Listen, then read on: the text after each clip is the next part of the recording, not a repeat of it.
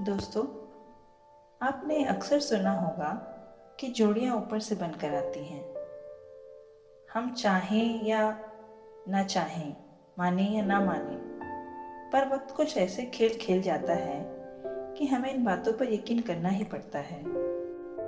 ऐसी ही एक बेमेल जोड़ी की कहानी लेकर आई हूँ आपके सामने, जिसका शीर्षक है मिसेस इम्परफेक्ट। कुछ चीजें थी जो मेघा को अक्सर ही डरा दिया करती थी, जैसे कि ऊंचाई, चाहे पहाड़ों की हो या झरनों की, या नदियों या रेलवे ब्रिजेस की, या वो रिश्तों की हो। आज मेघा का इन सब डरों से एक साथ सामना होने वाला था। मेघा, जल्दी करो बेटा, टैक्सी आती ही होगी, माँ ने जोर से आवाज लगाई। आ रही हूँ माँ, मेघा ने अपने बुलंद कोट चढ़ाते हुए कहा। उसकी एक और कमजोरी थी कि उसे ठंड बहुत लगती थी। अक्सर ठंड से उसका गला खराब हो जाया करता था, इसलिए उसके पास जितना हो सकता था उतने कपड़े पहन लिए थे और बाकी को अपने सूटकेस में भर लिया था। बाप रे, इतना भारी सूटकेस, अनूप ने सूटकेस उठाते हुए कहा। अनूप मेघा का छोटा भाई था। हाँ, तो तुम्हें किसने कहा है इसे उठाने के लिए? मैं अपना सामान खुद उठा सकती हूँ, मेघा ने अपना सूटकेस उठाते हुए कहा। फिर खुद ही अपने कहे पर पछताने लगी। सूटकेस वाकई में बहुत भारी था। सब जल्दी जल्दी स्टेशन पहुंचे। ट्रेन बस प्लेटफॉर्म पर लगी ही थी। रेलवे ब्रिज की ऊंचाई और ट्रेन की तीव्र गति से आती हुई भयंकर आवाज मेघा के डर को चरम सीमा तक पहुंचा देती थी। माँ ने अपनी सीट नंबर देखकर सबको बिठाया। सब अपने गांव अमृतसर जा रहे थे। वैसे तो मेघा गांव जाने के लिए हमेशा एक्साइटेड रहती थी, पर इस बार वो डरी हुई थी कि इस बार वे पापा के दोस्त के घर जा रहे थे, उनके इकलौते बेटे को देखने या दिखाने, जो भी आप समझे। रात भर का सफर था। सब अपनी सीटों पर सो गए। थैंकफुली मेघा के पास उसका लैपटॉप था। वो देर रात तक उस पर Korean romantic movie my little bride देखती रही। फिर उसे नींद आने लगी। वो भी सो गई। सपने में उसने देखा कि एक जोर का सैलाब आया और वो उसमें डूब गई। मेघा डर कर अचानक उठ बैठी, पर वो सपना नहीं था, बल्कि उसका भाई अनूप उसके मुंह पर पानी डालकर उसे जगा रहा था। उठ जाओ, स्टेशन आने वाला है। मेघा हड़बड़ा कर उठ बैठी। गाड़ी स्टेशन पर लगते ही कूलियों की भीड़ सामान उठाने के लिए गाड़ी में घुसने लगी। मेघा ने जैसे तैसे अपना सूटकेस उठाया और गाड़ी से उतरने की कोशिश करने लगी, और देखते ही देखते वह अपना सूटकेस लिए गाड़ी से बाहर प्लेटफॉर्म पर लुढ़क गई। किसी भले मानस ने उसे अपना हाथ देकर उठाया। उसने ऊपर नहीं देखा, खड़ी हुई और अपने कपड़ों को झाड़ने लगी। थैंक यू, उसने ऊपर देखते हुए कहा। सामने एक लंबा चौड़ा खूबसूरत नौजवान खड़ा था। उसके सफेद कुर्ते में उसके एब्स साफ नजर आ रहे थे। गठीला बदन, सुंदर गोरा चेहरा, एकदम मिस्टर परफेक्ट। तभी मेघा ने देखा कि पिताजी के दोस्त और उनका परिवार वहीं खड़ा है। वो मेघा को देख रहे थे, और वो मिस्टर परफेक्ट और कोई नहीं, उन्हीं का इकलौता बेटा था। मेघा का शर्म से जमीन में गड़ जाने का दिल कर रहा था, और उसका भाई अनूप जोर जोर से ठहाके लगा रहा था। मिस्टर परफेक्ट ने मेघा का सूटकेस लेना चाहा तो उसने मना कर दिया, पर लड़के होने का फर्ज निभाते हुए उसने मेघा को रोकते हुए उसका सूटकेस ले ही लिया। सभी उनकी गाड़ी में उनके फार्म हाउस पहुंचे। फार्म हाउस काफी बड़ा था और बेहद खूबसूरत। सभी को अपना अलग अलग कमरा मिला था। मेघा कमरे में जाते ही रजाई में घुस गई और सो गई। कुछ देर बाद जब उसकी नींद खुली तो उसने देखा कि रात हो गई है। वह दौड़ते हुए कमरे से बाहर आई तो देखने लगी कि सभी डिनर करने बैठे हैं। मिस्टर परफेक्ट पता नहीं क्यों, पर माँ को कुछ समझा रहे थे। उसने मेघा की तरफ ध्यान भी नहीं दिया। इस बात से मेघा को बड़ा बुरा लगा। उसे लगा जैसे वो उसे जानबूझकर इग्नोर कर रहा है।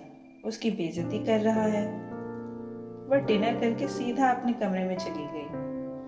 क्योंकि वो पूरा दिन सोती रही थी, उसे नींद कहाँ आने वाली थी। वह अपनी बची हुई मूवी देखने लगी। थोड़ी देर बाद ही दरवाजे पर खटखटाहट हुई। हाँ, कौन है? आ जाइए, मेघा ने कहा। और दरवाजे पर और कोई नहीं, मिस्टर परफेक्ट थे। वो माँ ने कहा था आपको कुछ चाहिए तो पूछ लो। नो थैंक्स, कुछ नहीं चाहिए, मेघा ने झट से कहा। ठीक है। मिस्टर परफेक्ट जा ही रहे थे कि अचानक उसने मेघा का लैपटॉप देखा। आप कुछ काम कर रही हैं? नहीं, वो मैं मूवी देख रही थी। ओह, क्या मैं आपको ज्वाइन कर सकता हूँ? हाँ, क्यों नहीं, मेघा ने घबराते हुए हाँ कर दी। पर दोस्तों, रोमांटिक मूवीज कभी भी फैमिली या किसी हॉट पर्सन के साथ नहीं देखनी चाहिए। न जाने कब कोई रोमांटिक सीन आ जाए और आप अनकंफर्टेबल हो जाएं। मेघा के साथ भी कुछ ऐसा ही हुआ। मूवी में बड़ा ही रोमांटिक सीन आने वाला था। मेघा उठकर उसे फास्ट फॉरवर्ड करना चाहती थी, पर वो अपनी जगह से हिल ही नहीं पाई। ऐसा लगा जैसे वो वहीं फ्रीज हो गई हो। मूवी में हीरो ने हीरोइन की स्कर्ट उठाई और उसकी जांघों पर हाथ फेरने लगा। फिर हीरोइन ने भी हीरो की पैंट को अनजिप करने में उसकी मदद की और दोनों एक दूसरे में समा से गए। मेघा को मिस्टर परफेक्ट के साथ ये सब देखना थोड़ा असहज लगा। उसने मिस्टर परफेक्ट के चेहरे को देखा तो बिल्कुल नॉर्मल था, पर हाँ, उसके चेहरे की मांसपेशियां उभर आई थीं, जैसे वो अपनी हंसी को छुपा रहा हो। रात काफ़ी हो गई थी। मैं चलता हूँ, मिस्टर परफेक्ट ने कहा। हाँ, मुझे भी नींद आ रही है, मेघा ने भी झट से रिप्लाई किया। Good night Megha. Good night mister. बोलते बोलते वो रुक गई। क्या कहा आपने? वो मैं आपका नाम नहीं जानती इसलिए। ये बात भी मिस्टर परफेक्ट को थोड़ी बुरी लगी। वो मुझे किसी ने फॉर्मली आपसे मिलवाया ही नहीं ना, इसलिए, मेघा ने सफाई देते हुए कहा। ओह, मैं ध्रुव, ध्रुव ने हाथ बढ़ाते हुए कहा। मेघा ने उसका हाथ थामा। मैं मेघा। ध्रुव के स्पर्श से मेघा के बदन में करंट सा दौड़ गया। इतनी ठंड में भी उसका हाथ इतना गर्म। मेघा ने सोचा, इसे तो कोई भी मिल जाएगी, ये मुझसे शादी क्यों ही करेगा। इन्हीं सब ख्यालों में खोई हुई मेघा कब सो गई और कब सवेरा हो गया उसे पता ही नहीं चला।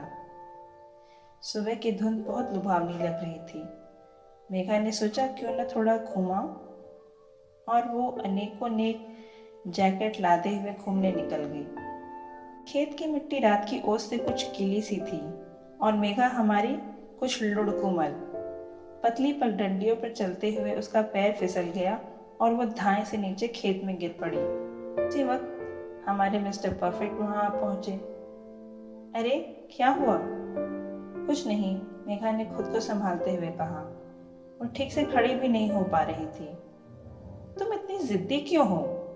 लाओ अपना हाथ दो, ध्रुव ने उसका हाथ खींचते हुए कहा। मेघा ध्रुव के कंधे के सहारे के बिना चल भी नहीं पा रही थी। इतनी ठंड में भी ध्रुव का बदन इतना गर्म था।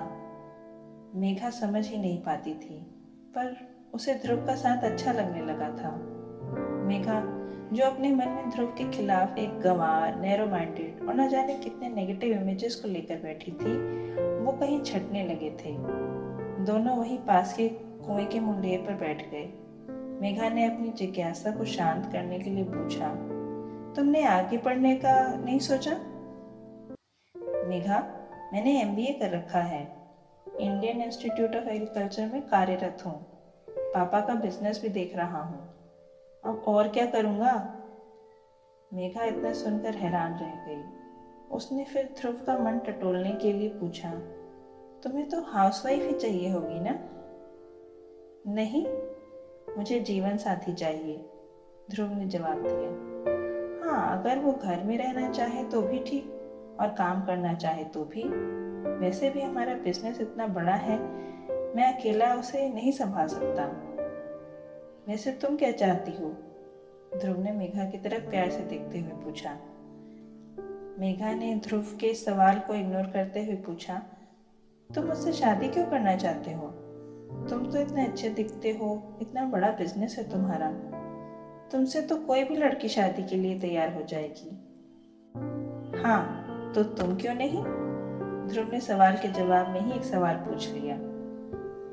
मैं तो कितनी साधारण सी दिखती हूँ, और देखो ना, कहीं भी गिर पड़ जाती हूँ, मेघा ने अपनी ही हंसी उड़ाते हुए कहा।